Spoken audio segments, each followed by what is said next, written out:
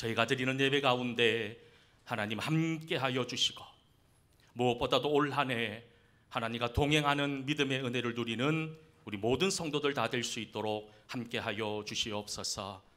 이제 하나님의 말씀을 듣습니다. 이 말씀 앞에 나를 내려놓고 하나님께 이끌림을 받는 믿음의 모든 성도들 다 될 수 있도록 함께하여 주시옵소서. 예수님 이름으로 기도하옵나이다. 아멘. 할렐루야. 우리 옆에 분에게 한번 축복하며 이렇게 한번 인사했으면 좋겠습니다. 새해 복 많이 받으십시오. 제가 늘 하는 얘기가 있죠. 우리가 하나님께 새해 복을 많이 받았다면 어떻게 해야 됩니까? 복을 나누어야지요. 이제 또 옆에 분에게 다시 한번 이렇게 고백합시다. 새해 복 많이 나눕시다. 이제 새해가 밝았습니다. 그리고 우리가 오늘 함께 예배드리는 우리 모든 성도들에게 올 한 해 하나님의 특별한 인도하심과 특별한 하나님의 이끄심이 있는 여러분들이 될 수 있기를 주의 이름으로 간절히 소망합니다. 어떻습니까? 지금 우리가 살고 있는 이 시대는 한마디로 위기의 시대라고들 하지요. 무엇보다도 지금 우리나라의 정치적 위기는 매우 심각합니다. 경제도 위기고요, 국방도 위기고, 외교도 위기고, 도덕과 윤리도 위기입니다. 가정도 위기입니다. 학교도 위기라고 합니다. 한마디로 정말 모든 것이 위기이지요. 그런데 우리 성도에게 있어서 진짜 위기는 무엇일까요? 이런 세상의 위기가 아니라 바로 믿음의 위기, 또 사랑하고 섬기는 우리 교회의 위기, 이것이 우리 성도들에게 있어서 진짜 무서운 위기들하는 거예요. 코로나 이후에 예배가 조금씩 회복되는 것처럼 보였는데 그 이후로 예배가 잘 회복되지 않습니다. 미래 교회를 이끌어 나갈 다음 세대들이 교회에서 점점 사라지고 있습니다. 교회 안에서도 정치 이데올로기로 나누어서 좌우, 대립, 갈등의 위기 속에 있습니다. 세속주의와 물질주의, 그리고 도덕성을 상실한 이단들의 공격으로 교회들은 갈수록 어려운 가운데, 특별히 이런 위기를 제대로 넘기지 못하고 있는 우리 성도와 한국교회는 사회로부터 지탄을 받고 있고, 교회 또한 신뢰는 점점점 추락하고 부정적인 이미지만 강해지고 있는 것이 우리네 현실 아닙니까? 재작년입니다. 2023년 기독교 윤리 실천 운동이라는 곳에서 한국교회의 신뢰도, 사회적 신뢰도를 조사하면서 이런 결과를 내놓았습니다. 제가 이 결과를 읽으면서 얼굴이 화끈화끈거렸어요. 제가 한번 읽어드릴게요. 기독교인은 이기적이고 정직하지 못하고 정치적으로 편향되어 있고 기복주의를 강조하고 남을 배려하지 못하며 사회에 무관심한 사람들이라는 평가입니다. 이 조사를 누가 했느냐? 우리가 함께 믿음 생활하는 성도들, 기독교 윤리 실천 운동이라고 하는 곳에서 우리 성도들을 향한, 또 교회를 향한 냉정한 평가를 이렇게 내놓고 있다는 거예요. 이게 어떻게 보면 세상이 우리를 바라보는, 세상이 교회를 바라보는 따가운 시선의 모습들이 아닐까요? 매주 교회들마다 동시다발적으로 하나님의 말씀이 선포되어지고 있습니다. 요즘 얼마나 좋은 세상입니까? 미디어 발달로 인해서 내가 좋아하는 목사, 내가 듣고 싶은 강의들 언제 어디서나 들을 수 있고 찾아볼 수 있는, 여러분 시간과 장소에 구애받지 않고 하나님의 말씀을 들을 수 있는 그런 시대 속에 우리는 지금 살고 있잖아요.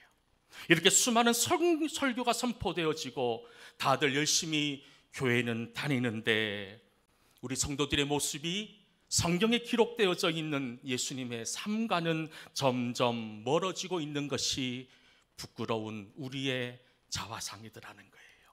이렇게 예수님과 상관없는 길을 걷고 있는 우리 교회와 성도들의 가슴에서 점점 잊혀져 가고 있는 한 단어가 있습니다. 그것이 뭐냐? 바로 부흥이라는 단어입니다. 예전에 저는 그랬던 것 같아요. 이 부흥이라는 말만 들어도 가슴이 뛰었던 적이 있습니다. 부흥을 꿈꾸면서 열정적으로 기도했고 열정적으로 전도했습니다. 고난과 시련이 찾아온다 하더라도 부흥을 꿈꾸며 이겨낼 수 있었고, 우리 교회도 나도 부흥의 사람이 될 수 있다는 희망을 가지고 이 모든 아픔과 고난을 이겨냈던 적이 있습니다. 여러분, 예전에 그렇게 많이 불렀던 부흥이라는 노래 여러분 기억나십니까? 이 땅에 황무함을 보소서, 하늘의 하나님 긍휼을 이 땅에 베풀어 주십시오라고 그렇게 가슴 뛰며 목소리 높여서 불렀던 찬양. 여러분, 부흥을 꿈꿨을 때는 우리가 행복했던 것 같아요. 부흥할 수 있다는 기대가 있을 때 우리에게 어려움이 있어도 그것을 극복할 수 있는 힘이 있었던 것 같아요. 그런데 언제부터인가 우리 속에 점점 이 부흥이라는 단어가 사라져버리기 시작합니다. 목사님들이 모여서 하는 얘기가 뭐냐 하면, 현상 유지만 해도 교회는 크게 성공한 것이라고 이야기합니다. 성장이 아니라 현실에 묶여있는 현상 유지만 해도 성공한 것이라고 서로 위로하고 있는 시대가 지금 우리 시대 아닙니까? 이 땅에 수많은 위기와 어려움이 있습니다. 물론 이것이 우리 인생의 큰 아픔이고 어려움이긴 하지만, 우리 성도들에게 있어서 정말 큰 위기는 부흥을 잃어버린 우리들의 차가워진 마음 아닐까요? 오늘 우리가 함께 읽은 신약의 말씀인 사도행전 9장 31절의 말씀은 당시 초대교회의 상황이 어떠했는지를 우리에게 잘 보여주고 있습니다. 우리 함께 사도행전 9장 31절 말씀 읽어보도록 하겠습니다. 그리하여 온 유대와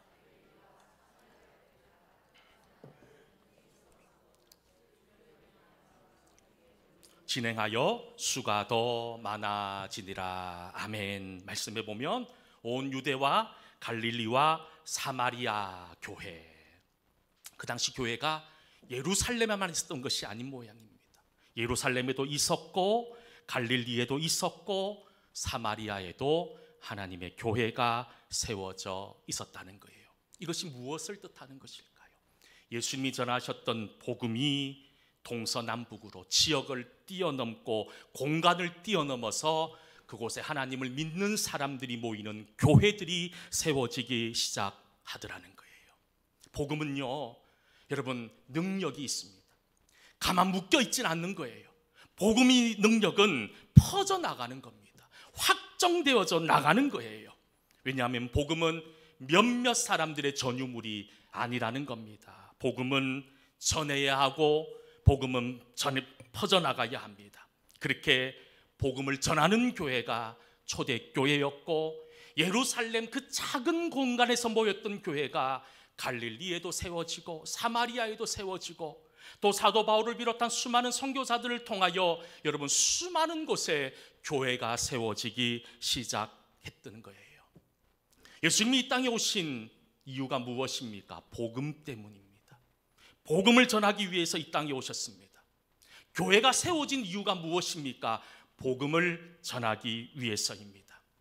우리가 이 세상의 수많은 사람들 중에서 선택받아 예수님의 사람, 하나님의 자녀가 된 이유가 무엇입니까? 복음 때문입니다. 우리가 알고 있는 복음, 그저 내 가슴 속에만 머물러 있는 것이 아니라 이것을 여러분 세상으로 돌려나갈 줄 알 때 하나님의 나라가 이루어지는 겁니다. 제자들의 가슴에 품었던 꿈이 있었습니다. 그 꿈은 바로 하나님의 나라였습니다. 바울이 가슴속에 품고 있었던 유일한 소망이 있었습니다. 바로 예수님의 복음을 전함으로 이 땅에 하나님의 나라가 확장되어지는 꿈을 꾸며 살았습니다. 우리 동성교회도 꿈이 있습니다. 그저 우리끼리 잘 먹고 잘 살자. 여러분, 이것이 우리의 소망이 되고 꿈이 되면 교회는 망하는 거예요. 우리 교회가 존재하는 이유는 복음입니다. 죽어가는 수많은 영혼들에게 예수 그리스도를 전하는 것, 이것이 교회의 사명입니다. 여러분들이 예수 믿는 이유가 무엇입니까? 복음 전하는 거예요. 여러분들 가족들 중에서, 여러분들 형제들 중에서 여러분들이 친하게 지내는 여러분 이웃들 중에 예수 믿지 않는 사람들이 얼마나 많이 있습니까? 그들에게 복음을 전할 수 있어야 된다는 거예요. 우리나라에 선교사로 들어왔던 언더우드 선교사님이 한국에 간다고 하니까 그의 약혼녀가 이렇게 물었다고 합니다. 그곳에 가면 무엇을 먹고 사나요? 그러니 언더우드 선교사가 대답합니다. 모르겠어. 그곳에는 병원이 있습니까? 대답합니다. 모르겠어. 그럼 당신은 조선에 대해서 아는 것이 뭐가 있습니까? 그러자 언더우드 선교사님 이렇게 얘기합니다. 내가 아는 것은 그곳에 주님을 알지 못해 죽어가는 1000만 명의 죽어가는 영혼들이 있다는 것, 이것 하나만 알고 있다라고 대답합니다. 그리고 26살의 나이에 조선 땅에 와서 생명을 건 복음 전파의 은혜를 행하게 되고 결국 이 땅에 복음이 확장되어져 나가더라는 거예요. 여러분, 우리 속에 다시 한 번 더 내가 알고 있는 이 복음을 올 한 해 주님을 알지 못하는 사람들에게 전할 수 있는, 선언할 줄 아는 그런 믿음의 은혜가 우리 속에 있기를 주의 이름으로 간절히 소망합니다. 그리고 초대교회의 특징은 오늘 말씀에 보면 평안하고 든든히 서가는 교회였다라고 말씀합니다. 그런데 여러분, 아무리 생각해도 초대교회는 평안하지 못했습니다. 든든하지 못했어요. 왜냐하면 여러 가지 혼란스러운 상황 속에 고난과 핍박이 늘 그들을 따라다녔기 때문이지요. 그들이 경험했던 고난과 박해는 간단한 문제가 아니었습니다. 목숨을 담보로 믿어야 됐기 때문에 자신들이 믿었던 가정에서 쫓겨나야 됐고 동네에서 쫓겨나야 됐습니다. 자신들의 생업을 포기해야 되는 그런 말할 수 없는 고난과 힘든 순간 속에서 여러분, 복음은 예루살렘과 온 유대와 사마리아와 땅끝까지 전해지기 시작했다는 겁니다.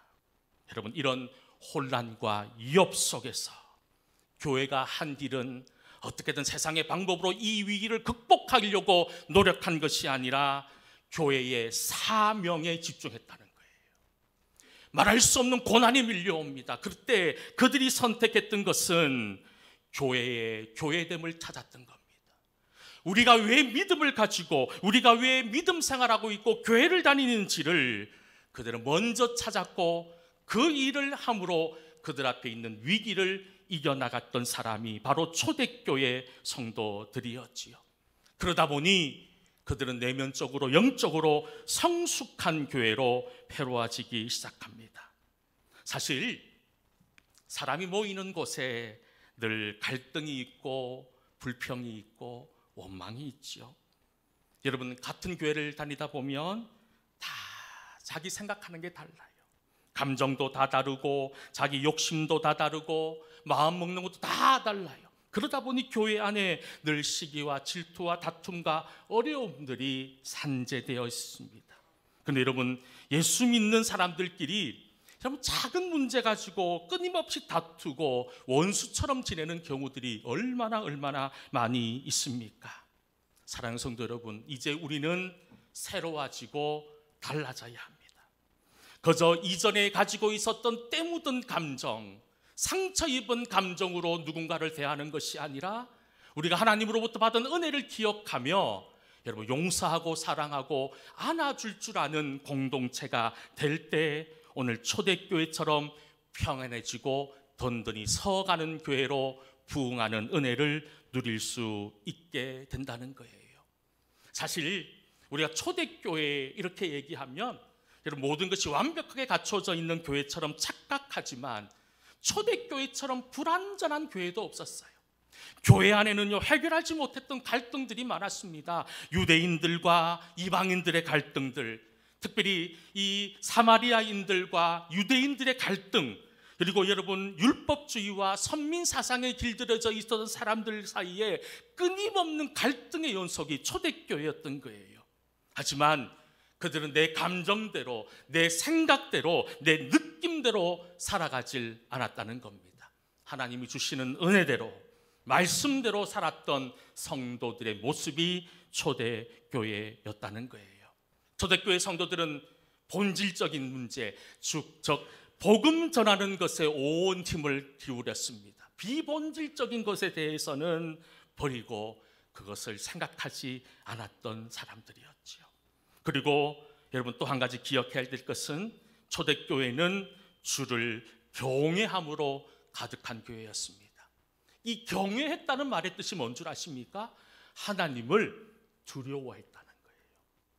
하나님 앞에 서 있는 꼬람대오의 마음으로 하나님 앞에 두려움 가운데 서 있었다는 거예요. 그러니 여러분, 제자로서의 삶을 살아가는 데 있어서 그들은 끊임없이 순종하기 위해 몸부림칠 수밖에 없었던 거지요. 특별히 그들은 순종하면서 고난이 찾아올 때마다 그것이 하나님의 은혜임을 고백하며 그 고난의 시간들을 이겨나갈 수 있었던 거지요. 특별히 이 초대교회 속에 있었던 가장 큰 은혜가 뭐냐 하면 사도행전 9장 31절 말씀에 나오는 말씀 다시 한 번 더 읽어봤으면 좋겠습니다. 같이 한번 읽어보겠습니다. 그리하여 온 유대와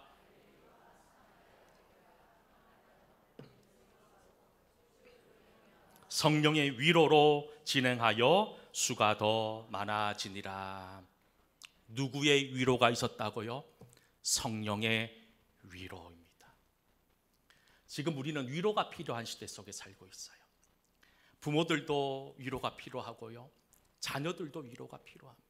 왜냐하면 지금 우리 사는 시대가 그만큼 말할 수 없을 만큼 참담하고 힘든 시대이기 때문에 누군가가 와서 내 손 한번 잡아주는 것으로 우리가 감동할 때가 있지 않습니까? 그런데 오늘 말씀에 보면 그렇게 힘들게 믿음을 지켜나가고 있었던 그들에게 누구의 위로가 있었다고 말씀합니까? 세상의 위로, 사람의 위로가 아닌 성령의 위로가 그들 속에 임했다라고 말씀합니다. 올 한 해 저는 우리 동성교회 모든 성도들이 하나님의 위로함 가운데 살아갈 수 있는 은혜가 있기를 간절히 소망합니다. 우리가 세상의 위로를 찾다 보면, 세상의 위로를 끊임없이 갈망하다 보면 또 다른 실망과 또 다른 아픔을 경험하게 됩니다. 하지만 하나님의 위로는 영원합니다.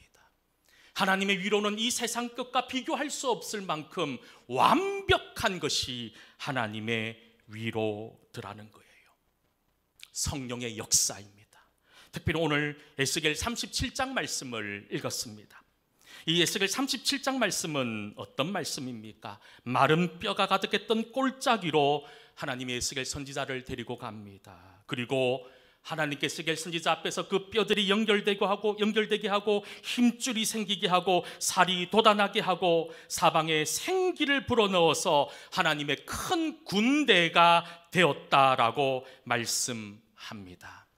여기서 말하는 생기라는 말이 하나님의 영, 성령이더라는 거예요. 우리 에스겔서 37장 12절 말씀 같이 한번 읽어보도록 하겠습니다.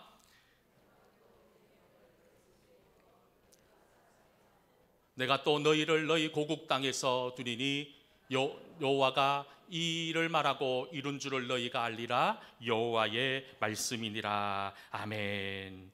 여러분, 주님께서 너희 속에 함께 하겠다는 거예요. 하나님의 영이, 내 영이 함께 하겠다고 말씀합니다.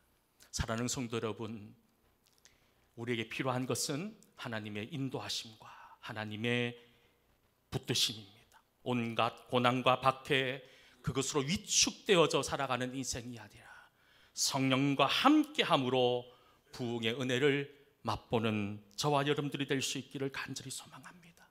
2025년에 우리 동성교회의 표어를 이렇게 정했습니다. 주보에 보면 앞면에 이렇게 나와 있습니다. 우리 같이 한번 올 한 해 2025년 우리 동성교회 표어를 한번 힘차게 한번 읽어보겠습니다. 시작. 성령의 능력으로 부흥하는 교회. 다시 한번 더 외쳐볼까요? 시작. 성령의 능력으로 부흥하는 교회. 할렐루야. 여러분, 주님의 능력으로 우리 교회도 새롭게 부흥하는 2025년 한 해가 될 수 있기를 주의 이름으로 간절히 축원합니다. 기도하겠습니다. 은혜로우신 아버지 하나님,